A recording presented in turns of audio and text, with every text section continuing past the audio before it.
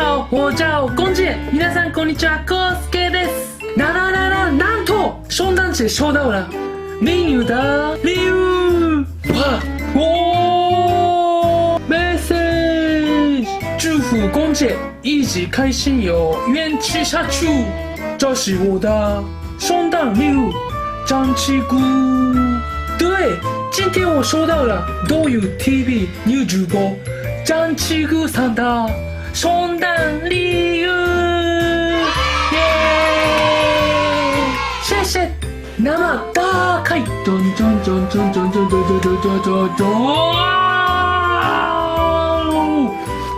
！1、2、3、4、5、6、7、8、9、10、11。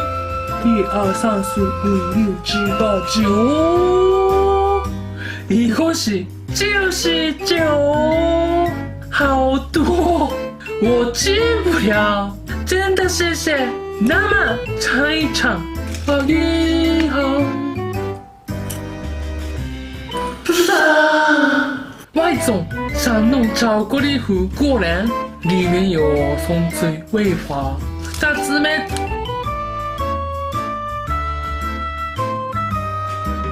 クリスマスキャロルが流れる頃には君と僕の答えをきっと見ているだろう。クリスマスキャロルが聞こえる頃まで誰を愛してるのか僕は何々のは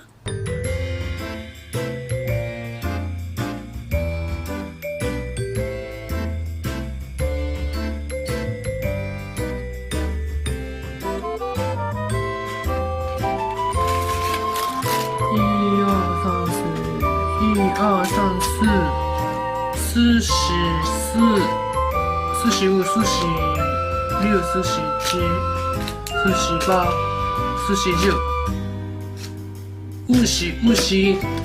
目前我吃了51个巧克力剩下的49，明天再吃。というわけで张继哥さん，谢谢圣诞礼物，非常感谢，我很开心。というわけで呢，最后和大家分享一日日常礼物。今天的日常礼物是这个。クリスマス何した？クリスマス何した？冬だし。彼女とデート？彼女とデート。というわけでみんなクリスマス何した？ OK。というわけで今天就到这里。那大家在我微博、微信、Twitter、Instagram 好友吧。今天也谢谢你的收看，那么明天见。